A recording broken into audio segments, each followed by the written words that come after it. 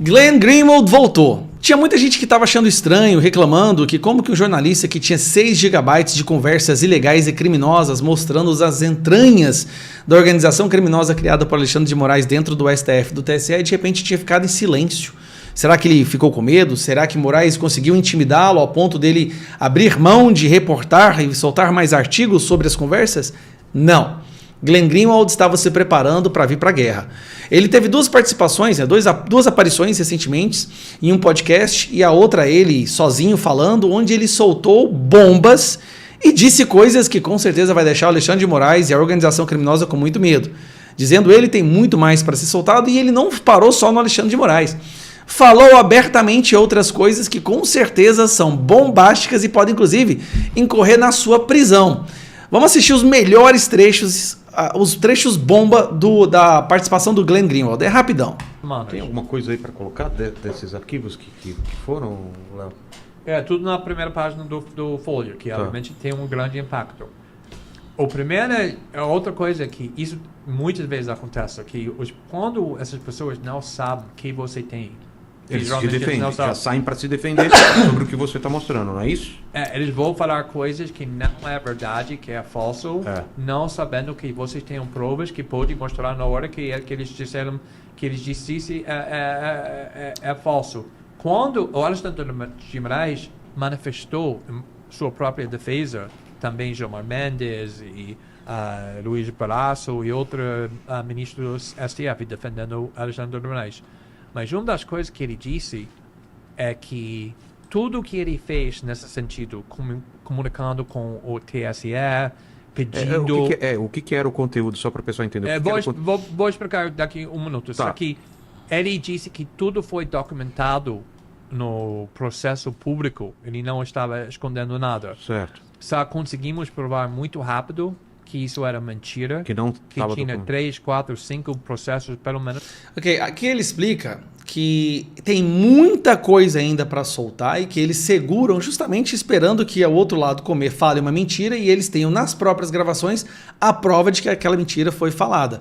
Acho que nunca foi documentado, então de desmentir na hora. Ao contrário de soltar tudo de uma vez, que aí a pessoa já constrói a defesa dela baseado... Bom, agora outro trecho. Aqui, para mim, excelente, onde ele fala abertamente, cara, e ele é de esquerda, hein?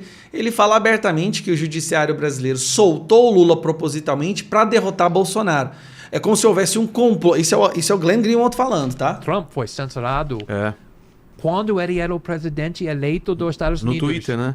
O Twitter, Facebook e Google. Ah, também? Os 3. E depois disso...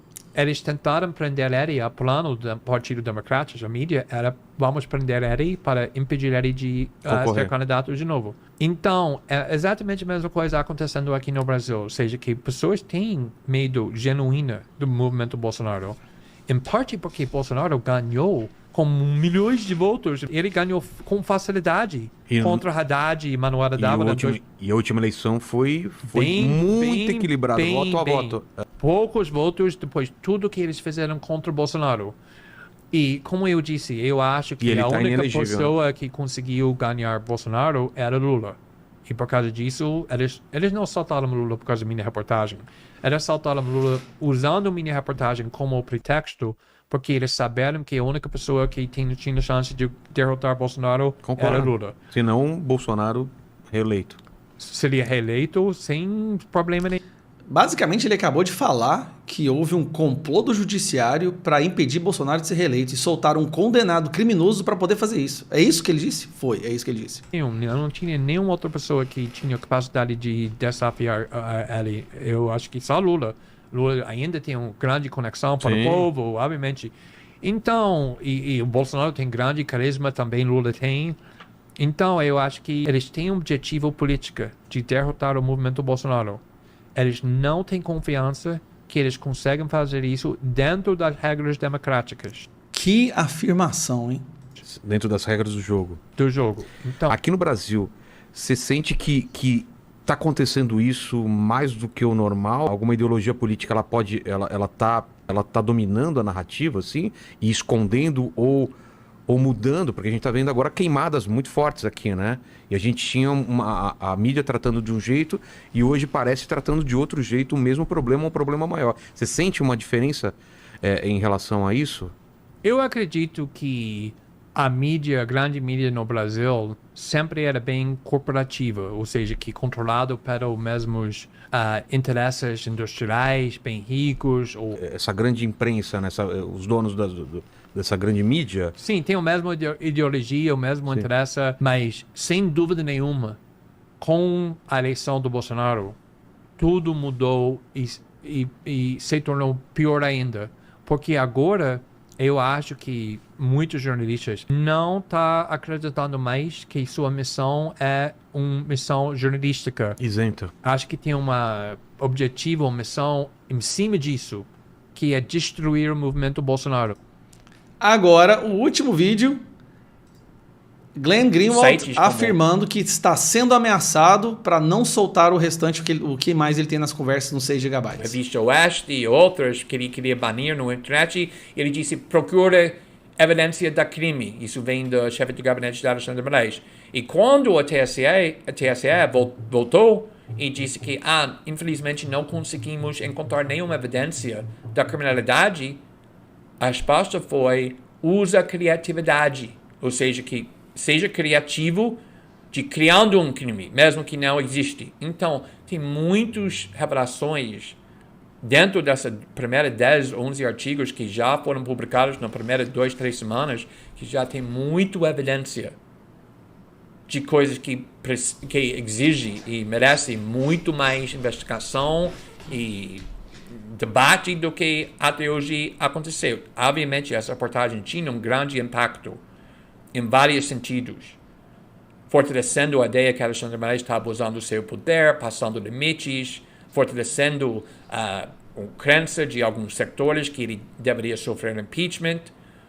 Mas eu acho que todo o material que já publicamos, na realidade, tem uma importância ainda maior do que até hoje foi percebido, porque tem muitas instituições protegendo Alexandre de Moraes, tentando minimizar o impacto da reportagem. Também quero falar, não paramos da reportagem. Mesmo que tinha algumas semanas desde que publicamos mais um artigo, não é porque estamos sendo ameaçados. Na realidade, estamos sendo ameaçados.